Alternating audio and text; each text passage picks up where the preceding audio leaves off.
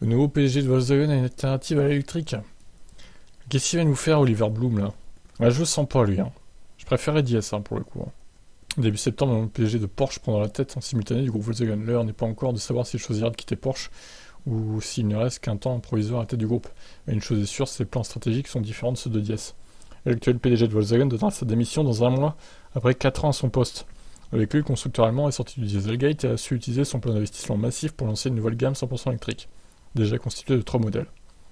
Un défi loin d'être évident, qu'il a d'ailleurs conduit à de multiples obstacles, des lancements retardés et délicats de l'ID3, des rapports compliqués à la fois avec les syndicats et les actionnaires. Diaz semblait là pour rester, mais ce sera désormais avec c'est pas Olivier Bloom, hein, c'est Oliver Bloom, hein, du coup. Je crois que la reste de la percée dans l'électrique continuera. Je vais vérifier quand même. Bah oui, c'est bien Oliver Bloom, pas Olivier. Hein. Encore une erreur dans cet article. Il est pas français le mec quand même. Hein.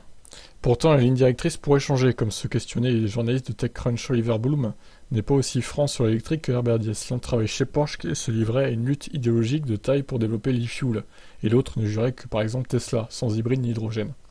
C'est pour ça que je préférais Diess. Bloom a grandement contribué à la stratégie Porsche à investir dans le carburant renouvelable, aussi appelé carburant synthétique. À base d'hydrogène et de dioxyde de carbone, ce nouveau carburant suit une croissance de production importante.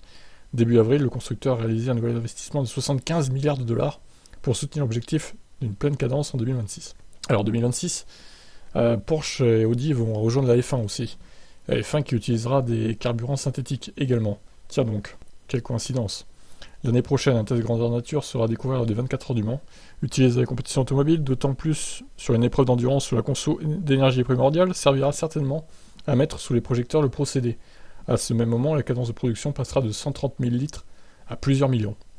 Bien sûr, Porsche est pleinement investi dans la transition vers l'électrique. Bloom peut se targuer d'avoir réalisé avec succès le développement et le lancement de la Taycan 100% électrique, aux ventes supérieures à la mythique 911. À l'avenir, les Cayenne et Macan suivront. Pour lever les capitaux, Porsche se prépare aussi à sortir de la famille Volkswagen et se coter en bourse indépendamment. Un programme chargé donc. Ok, ouais, je sais pas trop ce que ça va donner hein, pour le groupe Volkswagen, cette nomination de Bloom. Est-ce que c'est une bonne chose ou pas? Je pense que lui, il va ralentir un peu l'électrique et il va se concentrer sur les carburants synthétiques, malheureusement. Je suis pas du tout en faveur de ces carburants-là. Moi, je suis pro-électrique à fond, donc je changerai pas d'avis. Hein. C'est les voitures électriques les meilleures. Elles sont tellement supérieures aux thermiques, en fait. Elles sont tellement plus efficientes et tout. Enfin, il n'y a pas match, en fait. Et dire le contraire, c'est être de mauvaise foi, en fait. Donc, je sais pas. On verra ce que ça donne. Je suis pas comme un fou avec sa nomination, lui. Hein. Vous en pensez quoi, vous? Ciao.